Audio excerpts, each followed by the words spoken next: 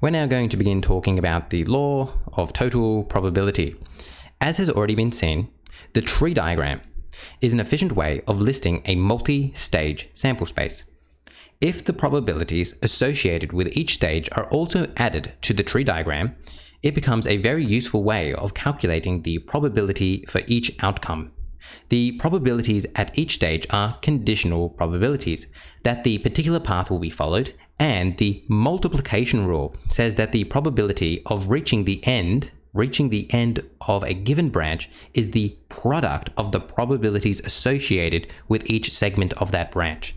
So you might be reading that right now and be very confused, and that's fine. Once we jump into this example, it will make a lot of sense what we've just read there, but we have to go to the example for it to make sense. And the whole reason why we're doing this is because we want to learn about the law of total probability. And the law of total probability states that in the case of two events, A and B, we can say the following. And the reason why it's called the law of, let me highlight it, total probability, is because we want to figure out, well, what's the total probability of A? And they're both figuring out the same thing, the probability A. What's the total probability of A? And as you can see, we'll be adding some things together. All right, to make sense out of all of this, let's look at this tree diagram before us. Okay, so as you can see, the first step in our tree diagram is either getting an event B or the complement of B. Now, what is the probability of getting B? Well, obviously, it's just going to be the probability of B. And the probability of getting the complement of B will simply be the probability of the complement of B. No surprises there. That's just what it is, just by definition. Let's now go to the next part of our branch, having gone to B. If we now have A or not A as our options, let's say we go to A. What would be the probability of getting this A right here? Well, what it would be is the probability of A given B, because B has already occurred. We've already gotten this B. So this now is the probability of A given B. So too over here, what's the probability of getting this complement of A? Well, it's going to be the probability of the complement of A given B, because we've already been to B. And then the same thing could be said over here as well. The probability of getting this A will be the probability of A given the complement of B, because that's already happened. So this is how conditional probability is coming into play here. Okay, let's just clear the board for a second. Now that we've kind of got our head around this tree diagram, if I want to figure out the probability of getting to the end of this branch here, we've seen how to do this before. What you do is you multiply along the branch. So what I'm going to do here is I'm going to go the probability of A given B times the probability of B. Okay, I want you to look at this for a second, because alarm bells should be going off. Where is this familiar to? Where have you seen this before? This is your multiplication rule. Multiplication rule. So, because it's my multiplication rule, we've memorized the multiplication rule. We know that when you do this, your answer is going to be the probability of A intersection of B. Amazing. So it was just the multiplication rule. So we multiplied across the branch, and in so doing, we're using the multiplication rule. That means that this right here, this branch right here, is the probability of A intersection of B. Now, let's say I want to figure out the total probability of A.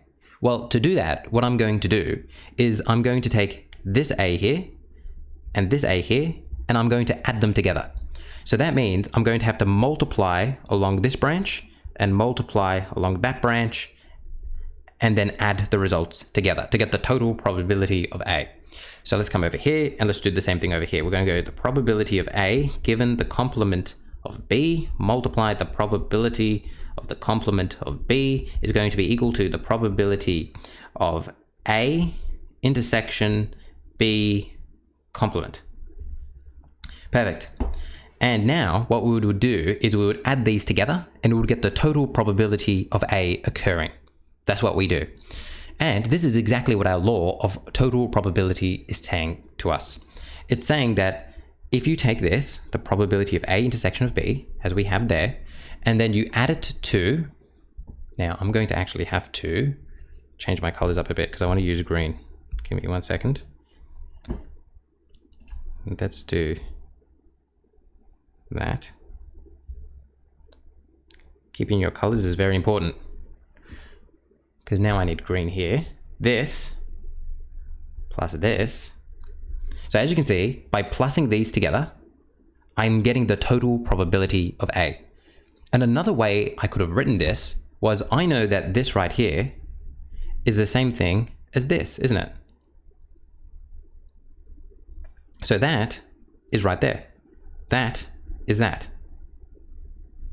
And so too, I know that this right here is the same thing as this.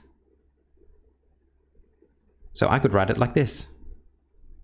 This right here is the same thing as that. So as you can see, I'm finding the total probability of A here by using this logic. Just to finish up here, let me just show you a quick Venn diagram that proves that by adding these things together, you're getting the total probability of A. So if we just come down here for a second and we draw ourselves a nice little Venn diagram.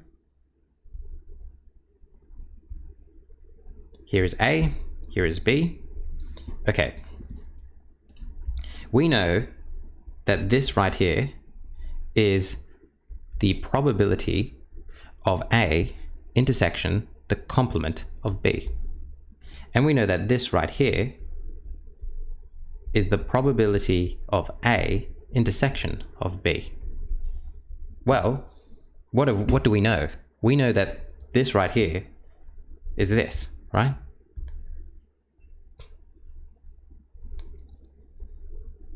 And we also know that this right here is this.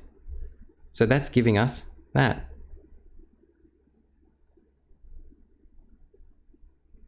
So do you see how by adding these two things together, we're getting the total probability of A?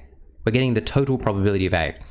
Okay, so hopefully that makes sense out of what we read here and makes sense out of these two rules here. This is the law of total probability.